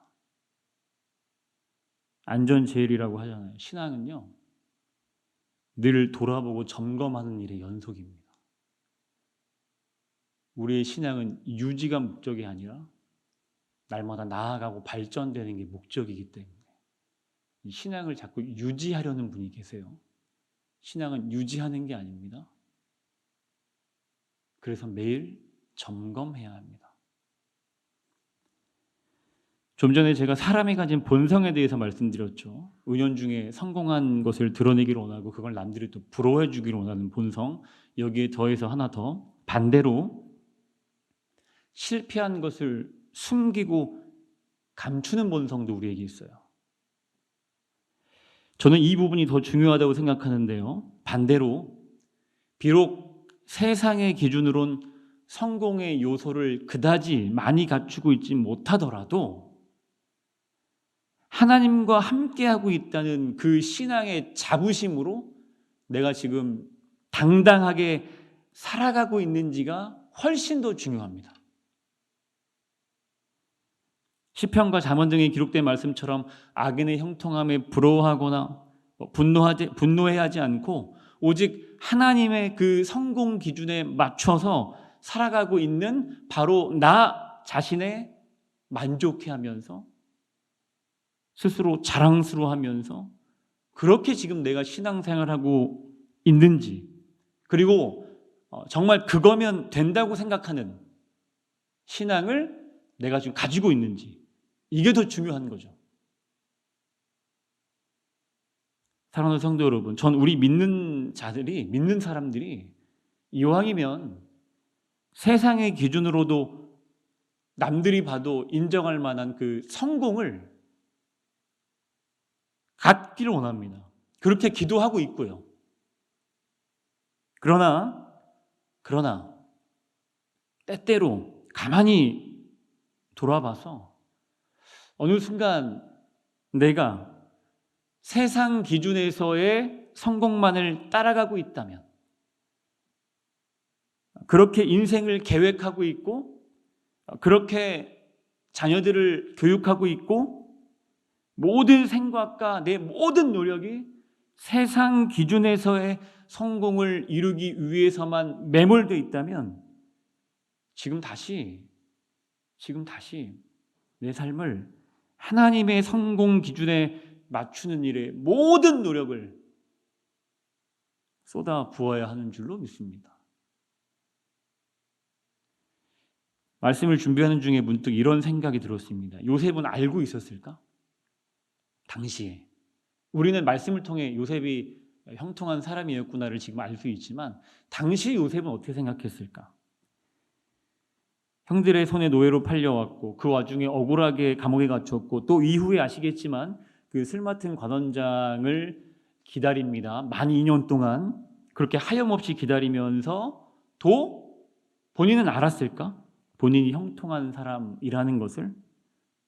우리 성도님들 어떻게 생각하십니까? 저는 마치 롤러코스터를 타는 것처럼 엄청난 속도로 그 인생의 굴곡을 막 경험하는 중에도 성경 어디에도 요셉이 하나님을 원망했다거나 의심했다거나 본인의 상황을 비관했다거나 저주했다거나 괴로워했다라는 구절이 없는 것을 근거로 저는 확신합니다.